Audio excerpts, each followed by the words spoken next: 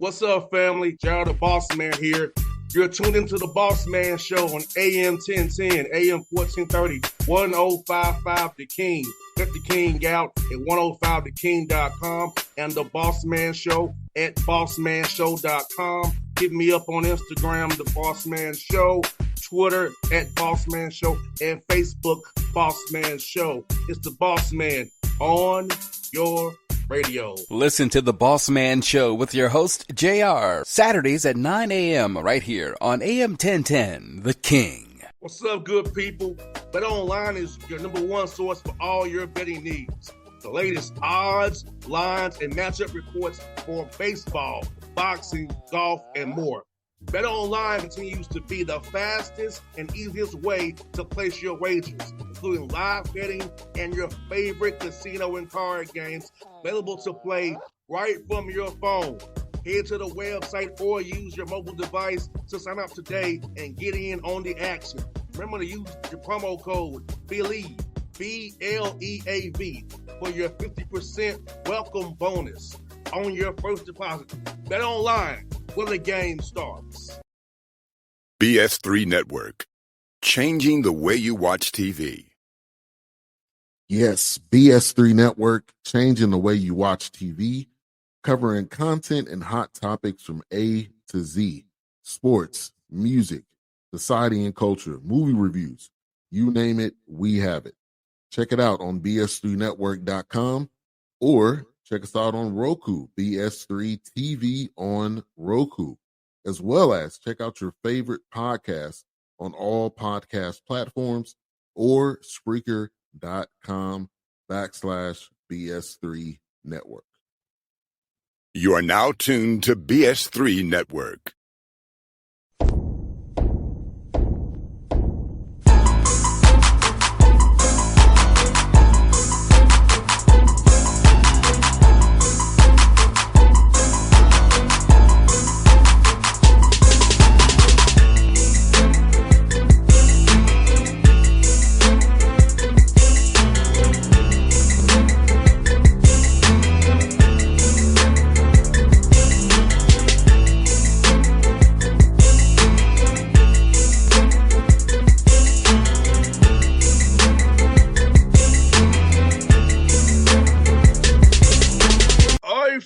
Bet on the Bossman Show, friend of the show. You see him in the background.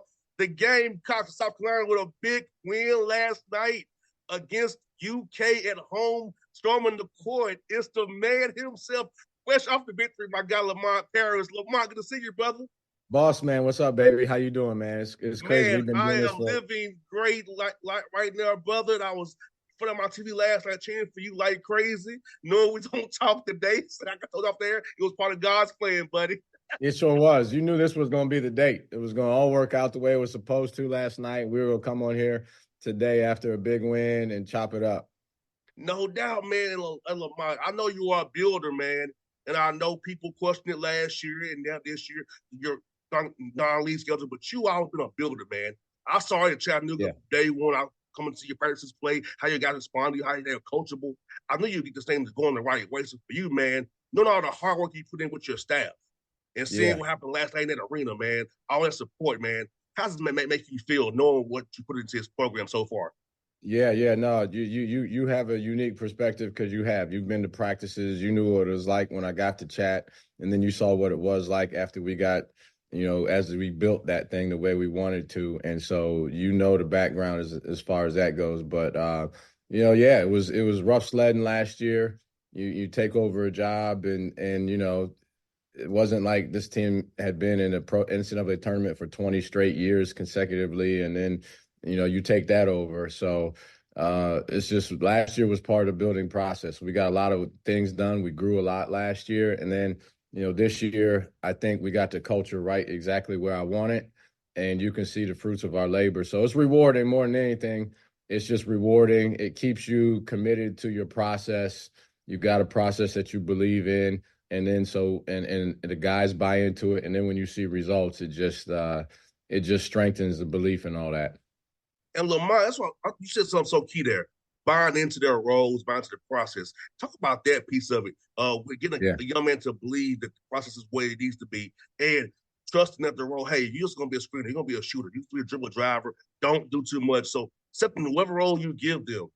Talk about that piece of it for a young man on your team. So like, all I'm doing right now, in my opinion. That's the hardest thing. In 2024, it's harder than ever for guys to do that, and especially when you're going to ask them to do something that, as far as they see it, doesn't help them individually, and they're not even sure that it helps you win a game because they're young, they don't know that.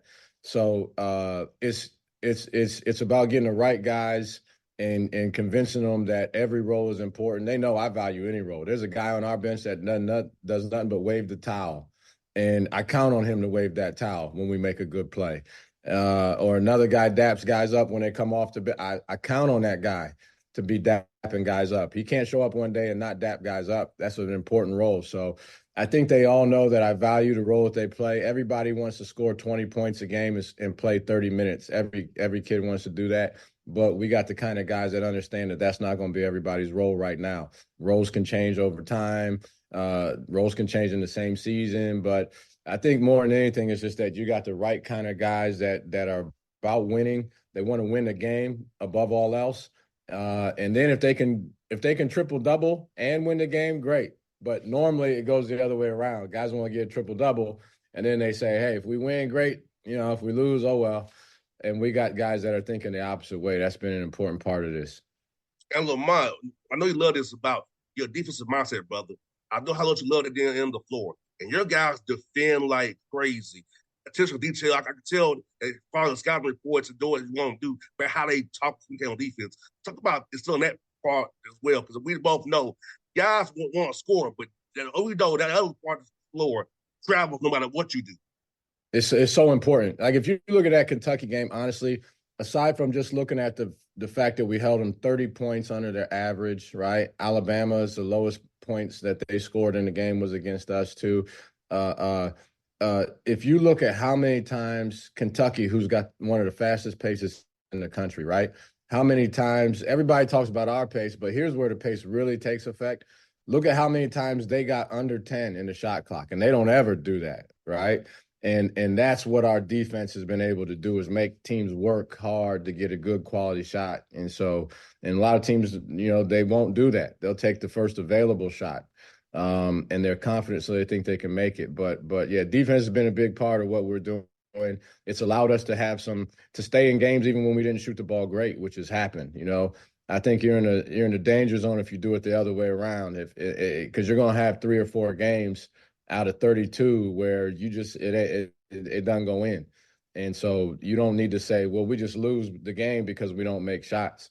When you defend at the level that we're defending at right now, you got a chance even if you don't make. Now, in the days that we do make shots, right, we were 11 for 23 from 3 in this last game. We were up 20 in the second half. We went 9 for 18 in the Arkansas game from 3, right? You're up 18 in the second half. So the days that we make shots, if we can defend like we did last night, the days that we make shots at all, you're going to have a tremendous chance to win the game. And Lamont, talk about defense, that late defense, under 10 seconds, how that's so key to defending a good 20 seconds, that last 10 seconds when it gets kind of scrambling, still stay true to your principles and not get out of character and to defend the right way. Yeah, it's one of the hardest things. And matter of fact, in the second half, honestly, they got 7 points on situations where we didn't do that. We guarded the initial action, and this is how most teams do. They'll come down if they don't get something in transition. They got an action or an offense that they run, and then you got your late clock situations, right? So we came down 3 times yesterday, almost in a row. We got back, so there was no transition. We guarded the initial action, and then they got into a late clock scenario, and everybody gets antsy in the late clock scenario. The offensive guy feels like he needs to make something happen. The defensive guy really wants to make a stop. So when you're trying to really make a stop, sometimes you'll get out of character. You'll get in a passing lane and gamble for something. You'll go for a shot fake to try to block the shot to make a super play to end the deal. And in reality, all you got to do is stay between your man and the ball, or in the rim, right? And if you can stay between your man and the rim enough times, the odds are in your favor that the possession is going to go your way. And so we've been really disciplined I give the guys a lot of credit for being disciplined on the defensive side of the ball and not trying to take the easy way out to make a play that the odds don't say you're going to make very often. No doubt, especially with the way they call in block charges now, where you can't just come over and get a charge anymore. You have to be vertical now. Just try to stay Yeah. set for that ball. Don't get drove on because you have some help waiting on you because I know how you all do your scheme. So it's like, just stay solid and we'll be okay. Stay solid. And if you can guard the ball, it's another thing. You look at all the assists. These guys average 20 assists a game. They had 4 assists, right? Because normally what you do, you don't guard the ball, they get in the lane, and then you got to go into scramble mode and you got to help. And they're great passers, so they fling it out to other guys that are wide open for shots. So when you guard the ball, you don't have to help quite as much. We defended the 3 in a way that, normally they shoot how many ever threes. I think they only shot they only made 4, but I think they only shot 12 or 13 threes. They normally shoot a lot more threes than that. So it's just some basic principles that we believe allow you to be a good defensive team. But the biggest part of it is, 1, sticking to those principles, and 2, trying really hard on a consistent basis. And we got a lot of guys that try really hard to do what we ask. No doubt, man. Yes, you do. And also, Lamont, playing these close games, man, we know you can't put that in practice really to somebody the right way. But being in these close games you've been in, having your guys win some of them, come on the wrong side with a couple of them. So about that experience of playing close games, get that experience with them guys, execute, and have that teaching tape on film. Say, hey, we did this the right way. So when we get into again, we'll be okay. Yeah. I think you get into once you get into league play, and we had some close games in the non-conference too, but I think once you get into league play, you got to expect it's going to be more close games, especially on the road. Sometimes the best you can expect is a close game. There's not too many guys in the league go on the road and then come back with a 20-point win. It's not that realistic. But so I think just having been in a lot of close games and winning a lot of them, losing a couple of them too, I think it just helps guys be poised, and there's no panic. There's a panic button out there every game, but you're either going to push the panic button or you're going to, ignore it and go to something different. I think when you get in a lot of close games like that and you've had those experiences, and we got an older team, that's a big part of it too. We got an older team. I think you can avoid the panic button a lot more times than when you're in. And it's a belief factor too. Somebody's going to make a play or make a shot or get a rebound that's going to ultimately lead to a win. So it's just a lot of confidence in those situations. But those experiences are vital. No doubt, bro. What I'm going to ask you about Meechie Johnson, man. Tell me about that young man and his development and growth in your program, man, and what you're happiest with him about on the court, a leader on and off the court, man. Yeah, the biggest thing with Meechie this year, he's such a talent, but the biggest thing this year, he's just been consistent. He's been so consistent for us. Like, we need him to step on the gas. We need him to attack. We need him to shoot. We need him to score. We need him to create plays for others. He's got to be one of the most unselfish leading scorers there in our league, if not in the country. But he's been so comfortable. It's amazing how guys flourish when they get comfortable. He knows what his role is. He knows he's got belief, complete and total, utter belief from our whole staff, from me. He's got a great relationship with me. So, I just think when you get in those scenarios, you can play calm, and when you do that, you can flourish. And he's grown so much. He's also been turned into a good defender. And that was an area he needed to grow when he got here, was just being locked in as a consistent defender. So just honestly, on both sides of the ball, I think consistency is the word I would use to describe that's led to all the growth. He's had a lot of growth. He's a great kid too now. Oh man, we got some good dudes on this team. They're just good guys to be around. When I go into the gym every day, I can't help but be in a good mood. Wins cure a lot of things, but honestly, with this group, it's just different dudes, great personalities, a very diverse group. We got kids from all different countries, a lot of different countries, all different parts. Michi's from Ohio, Miles Studi's from DC and Miami. We got kids from everywhere, so it's just it's a great group. And Lamont, for you, man, you got balanced scoring too. On two guys double figures, but you got balanced scoring. So, and we both know when the ball moves, that affects defense too. So the ball has energy. So when guys are getting the ball, or they're gonna get the ball, get some people to score, get a touch here, a touch there. they'll defend hard on the other end of the floor as well. So about that balance scoring effect, so you can't risk keying on Michi or BJ the whole time. You got to go about others as well scoring the ball. Yeah, you're looking in last night's game. Jacoby made some big-time shots. Miles Studies made big-time plays and shots for us. Colin Murray-Boyles has had good games.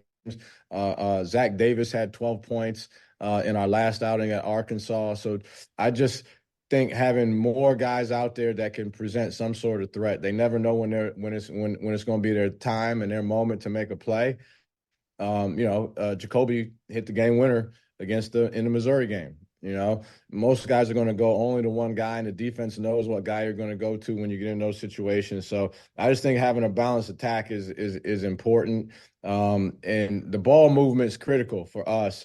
Like these guys understand that if you throw the ball and you make a hard cut, the odds are the ball is going to end up coming back on you anyway in a scoring situation. And so I don't have to twist their arm to try to get them to move the ball. Sometimes they get fatigued. They don't move themselves as much as I'd like, but they move the ball. They're completely unselfish. We got an unbelievably unselfish team, and just a lot of guys that can make a play. A lot of guys that can make a shot. A lot of guys that can make an offensive play.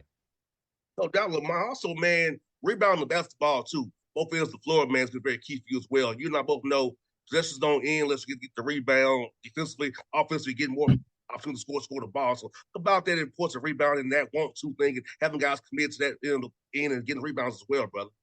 Yeah. So that's the other thing. Like if you think about it, every offensive possession, now you're on defense.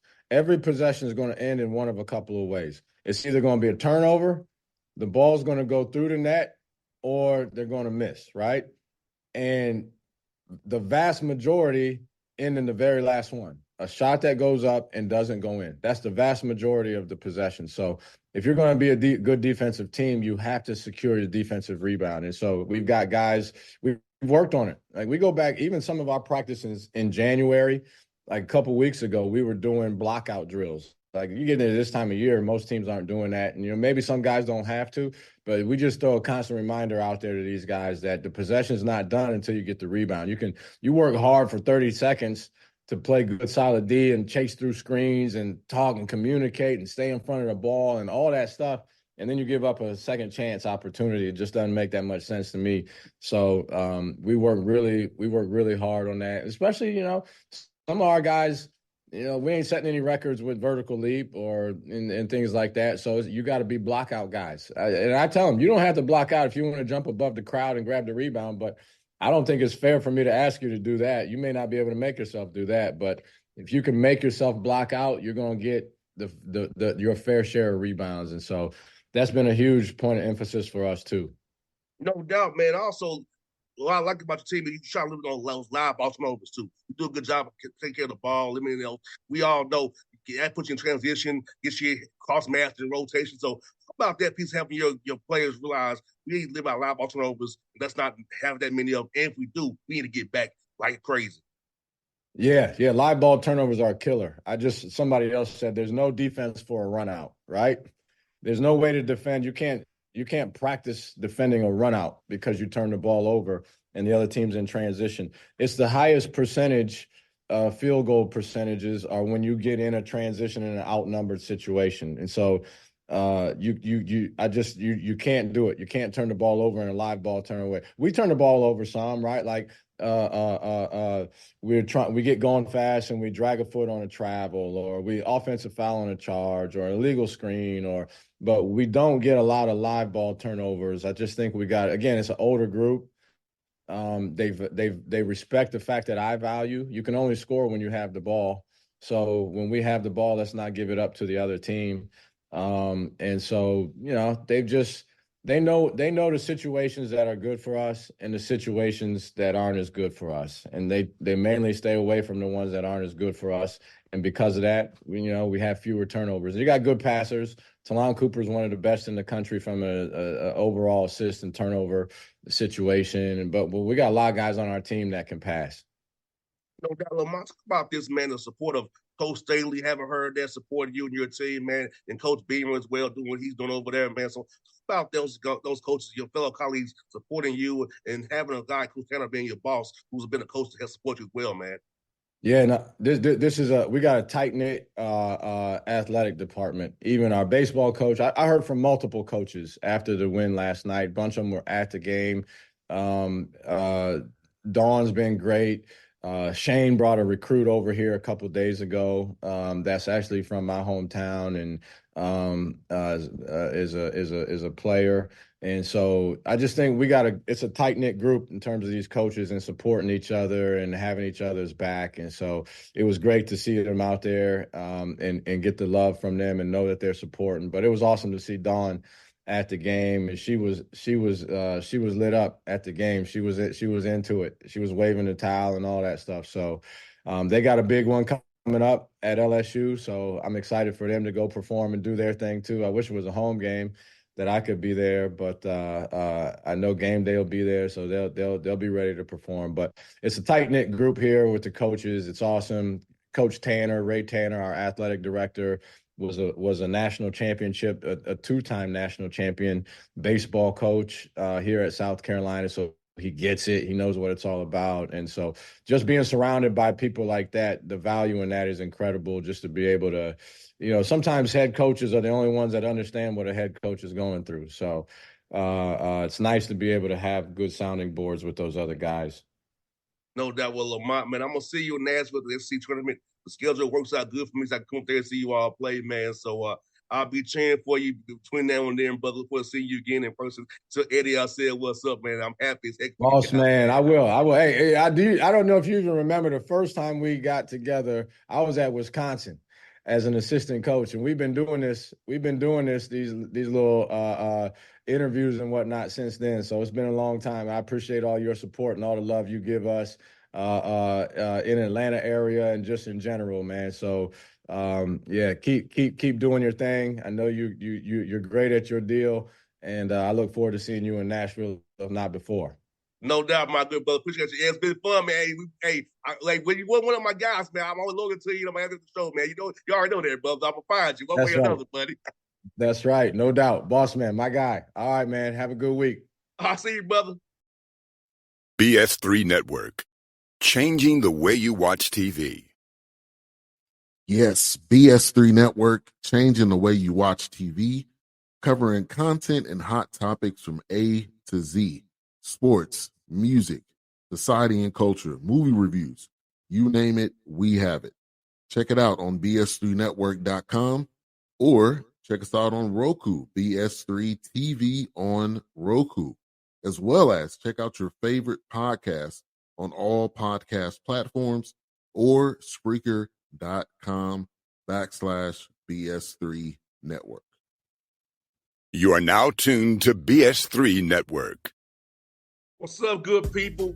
BetOnline is your number one source for all your betting needs. The latest odds, lines, and matchup reports for baseball, boxing, golf, and more. BetOnline continues to be the fastest and easiest way to place your wagers, including live betting and your favorite casino and card games available to play right from your phone. Head to the website or use your mobile device to sign up today and get in on the action. Remember to use your promo code BELIEVE, BLEAV, for your 50% welcome bonus on your first deposit. Bet online where the game starts. What's up, family? Jared the Bossman here.